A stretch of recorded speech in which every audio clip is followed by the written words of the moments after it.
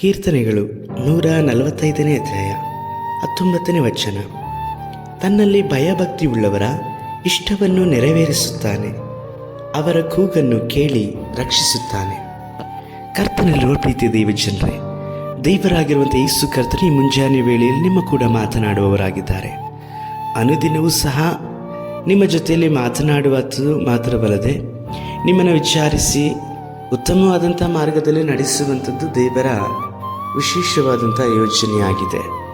ಇಂದು ನಿಮ್ಮ ಜೀವಿತದಲ್ಲಿ ದೇವರಿಗೆ ಕೊಟ್ಟಬೇಕಾದಂಥ ಸ್ಥಾನವನ್ನು ನೀವು ಕೊಟ್ಟಿರುವುದಾದರೆ ನಿಶ್ಚಯವಾಗಿ ಕರ್ತನು ತನ್ನ ಆಶೀರ್ವಾದವನ್ನು ನೀವು ಅನುಭವಿಸುವ ಹಾಗೆ ಮಾಡಲಿಕ್ಕೆ ಶಕ್ತನಾಗಿದ್ದಾನೆ. ದೇವರಿಗೆ ಕೊಡಬೇಕಾದಂಥ ಸ್ಥಾನ ಎಂಬುದಾಗಿ ನೋಡುವುದಾದರೆ ಅವರ ಮೇಲೆ ಇಡಬೇಕಾದಂಥ ಭಯ ಮತ್ತು ಭಕ್ತಿಯ ಜೀವಿತ. ಇಂದು ಭಕ್ತಿ ಎಲ್ಲ ದೈವಜನಗಳ ಜೀವಿತದಲ್ಲಿ ಉಂಟು, ಆದರೆ ಭಯ ಇದೆಯಾ? ನಾವು ದೇವರಿಗೆ ಭಯಪಡುವುದಾದರೆ ದೇವರು ಅಭಿಷೇಕಿಸಲ್ಪಟ್ಟಂಥವರು ಮಾತ್ರವಲ್ಲದೆ ದೇವರು ನಮ್ಮ ಮೇಲೆ ನಮ್ಮನ್ನು ನಡೆಸಲಿಕ್ಕೋಸ್ಕರವಾಗಿ ಇಡಲ್ಪಟ್ಟಂಥ ದೈವ ಸೇವಕರು ದೈವಜನ ಮಾತ್ರವಲ್ಲದೆ ನಮ್ಮನ್ನು ಯಾವಾಗಲೂ ಸಹ ಪ್ರೀತಿಸಿ ಪೋಷಿಸಿ ನಡೆಸಲಿಕ್ಕಾಗಿ ಇಡಲ್ಪಟ್ಟಂಥ ತಂದೆ ತಾಯಿಗಳು, ಸಹೋದರ ಸಹೋದರಿ, ಹೀಗೆ ಎಲ್ಲರನ್ನೂ ಸಹ ನಾವು ಗೌರವಿಸಿ ಪ್ರೀತಿಸಿ ಆದರಿಸುವವರಾಗಿ ಇರುತ್ತೇವೆ. ಒಂದು ವೇಳೆ ನಮಗೆ ಭಯ ಇಲ್ಲ, ಭಕ್ತಿ ಇದೆ ಎಂಬುದಾಗಿ ನೋಡುವುದಾದರೆ ಇದೆಲ್ಲದಕ್ಕೂ ಸಹ ನಾವು ವಿರುದ್ಧವಾಗಿ ನಡೆಯಲ್ಪಡುತ್ತೇವೆ. ಆದರೆ ದೇವರ ಸಮ್ಮುಖದಲ್ಲಿ ಆರಾಧನೆ ಮಾಡುವಂಥದ್ದು, ಪ್ರಾರ್ಥನೆ ಮಾಡುವಂಥದ್ದು ಇದೆಲ್ಲವೂ ಸಹ ಒಂದು ವಿಧವಾಗಿ ನಾಮಕಾವಸ್ಥೆಗಾಗಿ ಸಂಪ್ರದಾಯಯುಕ್ತವಾಗಿಯೂ ಸಹ ನಡೆಯುವಂಥದ್ದಾಗಿರುತ್ತದೆ. ನೀವು ಅಂಥವರಾಗಿರಬೇಡ್ರಿ, ಬದಲಾಗಿ ದೇವರಿಗೆ ಭಯಪಡ್ರಿ. ದೇವರಿಗೆ ಭಯಪಡುವುದರಿಂದ ನೀವು ದೇವರನ್ನು ಯಾವ ರೀತಿಯಲ್ಲಿ ಆರಾಧಿಸಬೇಕು, ಹೇಗೆ ದೇವರನ್ನು ಮೆಚ್ಚಿಸಬೇಕು ಅನ್ನುವಂತಹ ಜ್ಞಾನವನ್ನು ಹೊಂದಿಕೊಳ್ಳಲ್ಪಡ್ತೀರಿ.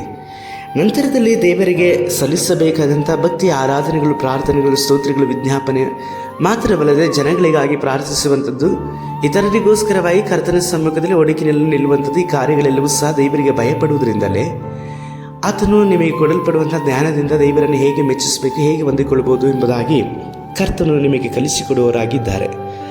ಆದ ಕಾರಣ ಈಗ ನೀವು ಭಯಭಕ್ತಿ ಉಳ್ಳವುದನ್ನು ಕರ್ತನ ಸಮ್ಮುಖದಲ್ಲಿ ಇಡಲ್ಪಟ್ಟು ಆತನ ಇಷ್ಟವನ್ನು ನೆರವೇರಿಸುವಂಥದ್ದನ್ನು ಜ್ಞಾನದಿಂದ ಪಡೆದುಕೊಳ್ಳುತ್ತೀರಿ. ಆಗ ನಿಮ್ಮ ಎಲ್ಲ ಪ್ರಾರ್ಥನೆಗಳನ್ನು ಸಹ ದೇವರು ಕೇಳಲ್ಪಟ್ಟು ನಿಮ್ಮನ್ನು ರಕ್ಷಿಸಲ್ಪಡ್ತಾರೆ. ಹಾಗಾಗಿ ಭಯ ಮತ್ತು ಭಕ್ತಿ ಈ ಕಾರ್ಯಗಳಿರುವುದಾದರೆ ನೀವು ದೇವರ ಇಷ್ಟವನ್ನು ತಿಳಿದುಕೊಂಡು ಅವರಿಗೆ ಇಷ್ಟವಾದದ್ದನ್ನು ಮಾಡ್ಬೋದು. ಆನಂತರ ನಿಮ್ಮ ಪ್ರಾರ್ಥನೆಗೂ ಸಹ ದೇವರ ಉತ್ತರವನ್ನು ಕೊಡುವವರಾಗಿದ್ದಾರೆ.